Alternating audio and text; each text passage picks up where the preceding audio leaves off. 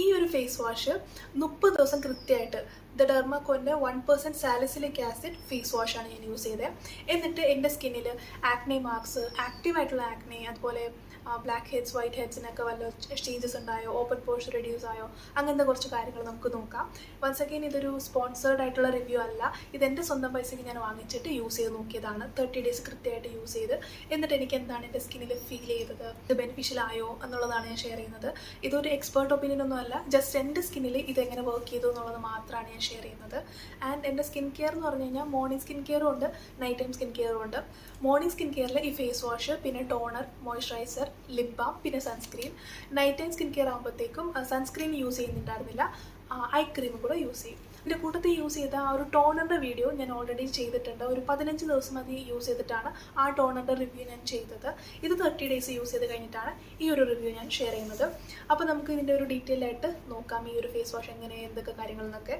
അപ്പം ഇതിൻ്റെ പ്രൊഡക്റ്റ് എന്ന് പറയുന്നത് 100 ml ബോട്ടിലാണ്, പ്ലാസ്റ്റിക് ബോട്ടിലാണ്.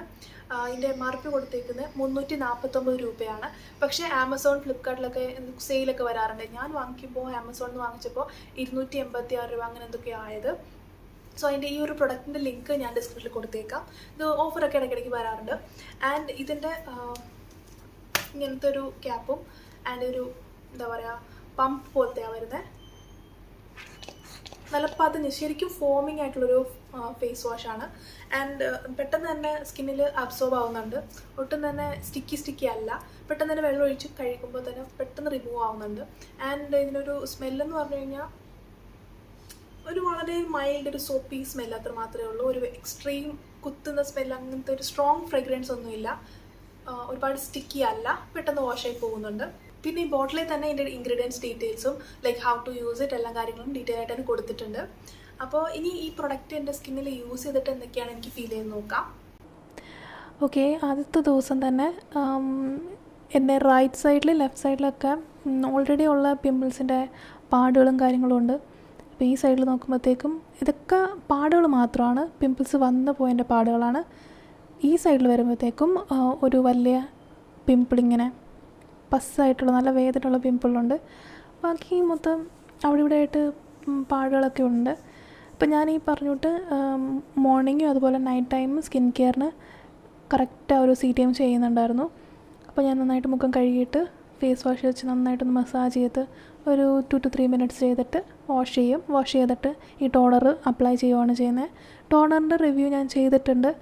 അതൊരു 15 ദിവസം യൂസ് ചെയ്തിട്ടാണ് അതിൻ്റെ റിവ്യൂ ചെയ്തത്. അത് ലിങ്ക് ഞാൻ ഡിസ്ക്രിപ്ഷനിൽ കൊടുത്തേക്കാം, അത് കണ്ടു നോക്കാം കേട്ടോ. ഫേസ് വാഷ്, ടോണർ, മോയ്സ്ചറൈസർ എല്ലാം കറക്റ്റിന് തന്നെ ചെയ്യുന്നുണ്ടായിരുന്നു, രാവിലെയും വൈകിട്ടും.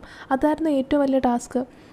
ഓരോ ദിവസവും മിസ് ചെയ്യാണ്ട് എല്ലാം കംപ്ലീറ്റ് ചെയ്യുക. ഈവൻ തോ മുഖത്ത് പിമ്പിളാണേലും കാര്യങ്ങളൊക്കെ അതുപോലെ നിൽക്കുന്നുണ്ട്, കുറയുന്നില്ല. അപ്പോൾ നമുക്കൊരു ഡൗട്ട് വരും, ഇത് എന്താവും, കുറയുമോ ഇല്ലയോ എന്നൊക്കെ ഉള്ളൊരു തോട്ട് ഉണ്ടാവുമല്ലോ. പക്ഷെ എന്നാലും ഞാനത് കണ്ടിന്യൂ ചെയ്ത് തന്നെ പോയത്.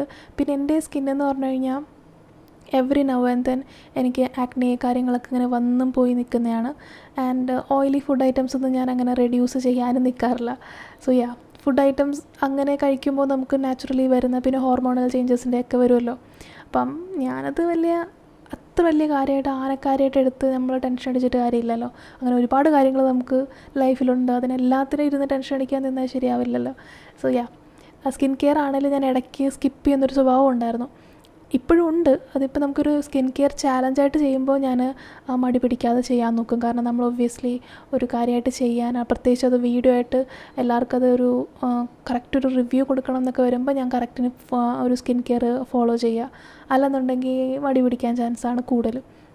അതാണ് എനിക്ക് മിക്കപ്പോഴും പറ്റുന്നത്. ഞാൻ റെഗുലർ സ്കിൻ കെയർ ചെയ്താൽ നമുക്ക് ഇത്രയും ഒരു സ്കിന്നിന് കുളമാവുന്ന വരെ എത്തിക്കാതിരിക്കാൻ നോക്കാൻ പറ്റുന്ന എൻ്റെ ഒരു ഒപ്പീനിയൻ.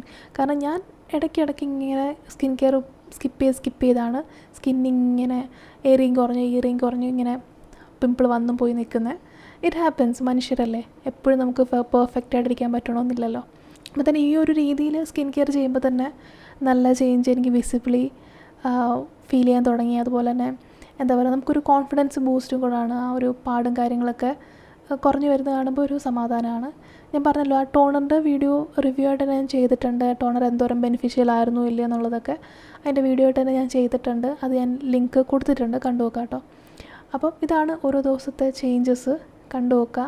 എന്നിട്ട് നിങ്ങൾക്ക് എന്താണ് ഫീൽ ചെയ്തത് ഈ ഒരു ഫേസ് വാഷ് യൂസ് ചെയ്തിട്ട്? എൻ്റെ സ്കിന്നിലെ പാടുകളാണേലും പിഗ്മെൻറ്റേഷൻ ആണേലും ആക്റ്റീവായിട്ടുള്ള ആക്നെ ആയാലും ഒക്കെ കുറഞ്ഞോ കൂടിയോ എന്താണ് തോന്നിയെന്ന് തീർച്ചയായിട്ടും കമൻറ്റ് ചെയ്ത് അറിയിക്കുക.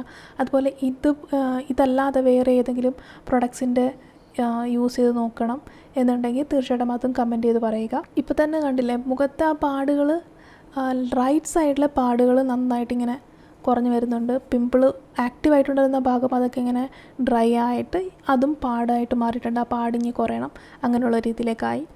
സോ ഒരു ഗ്രാജുവൽ ചേഞ്ചാണ്, പക്ഷേ എവിഡൻ്റ് ആയിട്ടുള്ളൊരു ചേഞ്ചാണ്. നമുക്ക് ഒരു രാത്രി വെളുത്തപ്പോഴത്തേക്കും സ്കിൻ അങ്ങ് ഭയങ്കരമായിട്ട് മാറി അങ്ങനല്ല, പക്ഷേ ഒരു വിസിബിളായിട്ടുള്ളൊരു ചേഞ്ച് ഉണ്ട് താനും. ആ ഒരു ഇതാണ് എനിക്ക് ഇതുവരേക്കും ഫീൽ ചെയ്താൻ കഴിഞ്ഞത്.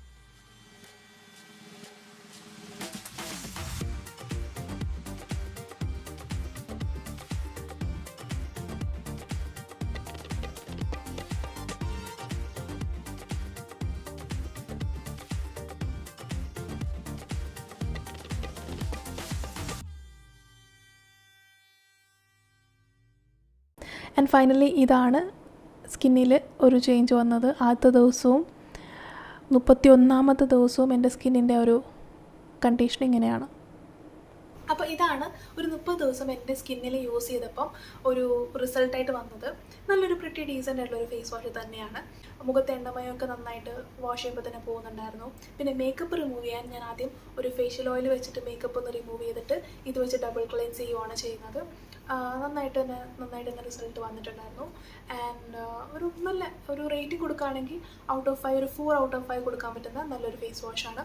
ഇതുപോലെ വേറെ ഏതെങ്കിലും പ്രൊഡക്റ്റിൻ്റെ റിവ്യൂ കാണാൻ താല്പര്യം ഉണ്ടെങ്കിൽ തീർച്ചയായിട്ടും കമൻറ്റ് ചെയ്ത് അറിയിക്കുക.